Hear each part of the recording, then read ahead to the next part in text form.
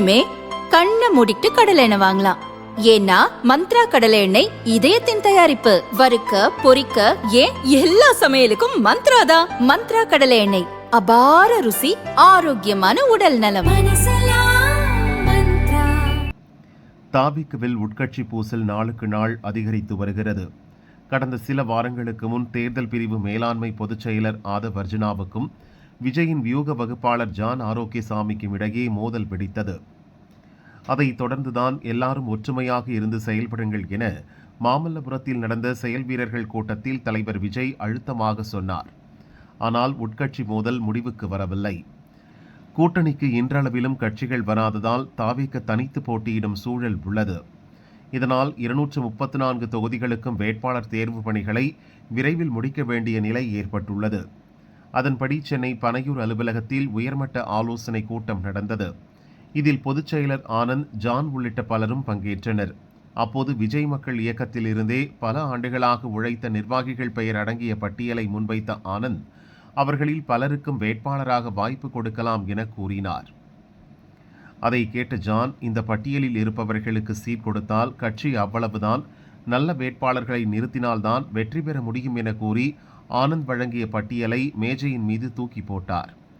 இதனால் கோபமான ஆனந்த், கட்சிக்காக உழைத்தவர்களை வேட்பாளராக நிறுத்த வேண்டும் என்பதுதான் தலைவர் விஜயின் விருப்பம், அதை நீங்கள் நிராகரிக்க முடியாது என கத்தி கூச்சல் போட்டார். பதிலுக்கு, இந்த பட்டியல் எப்படி தயாரானது என்பது இங்கு இருக்கும் எல்லோருக்கும் தெரியும். கட்சிக்காக உழைப்பது யார் என விஜய்க்கு தெரியும். அதனால்தான் நான் இங்கே இருக்கிறேன்.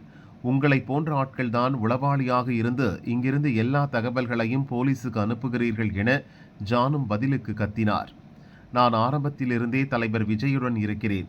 உங்களை மாதிரி ஆட்கள் வந்த பிறகுதான் விஜய் சம்பந்தமான தகவல்கள் வெளியே போகின்றன.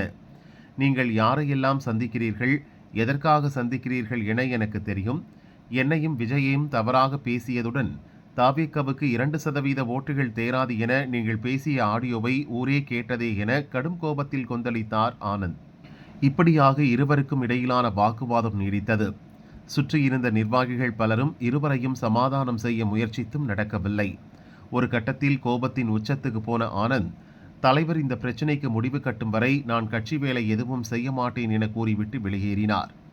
அப்போது ரொம்ப சந்தோஷம், இனி கட்சி நல்லா இருக்கும் என ஜான் கிண்டல் அடிக்க பனையூர் அலுவலகத்தில் இருந்து ஆவேசமாக ஆனந்த் வெளியேறினார். வட மாவட்டங்களில் பல்வேறு நிகழ்ச்சிகளில் நேற்று ஆனந்த் பங்கேற்பதாக இருந்தது. ஆனால் எல்லாவற்றையும் ரத்து செய்துவிட்டார். கட்சியில் நடக்கும் பிரச்சினைகளுக்கு விஜயும் ஒரு வகையில் காரணம். வேட்பாளர் தேர்வு உள்ளிட்ட முக்கியமான பணிகளை கூட அவர் முன்னின்று செய்யாமல் உள்ளார். மாவட்ட செயலர் நியமனத்தில் துவங்கிய இந்த பிரச்சினை இப்போது வேட்பாளர் தேர்வில் வந்து நிற்கிறது. தலைமையில் இருப்பவர்களுக்கு இடையே நடக்கும் இந்த மோதலில் அடுத்த கட்ட நிர்வாகிகள் தான் எந்த பக்கம் போவது என்று தெரியாமல் தவிக்கின்றனர் என தாவிகவினர் வேதனைப்பட்டனர்.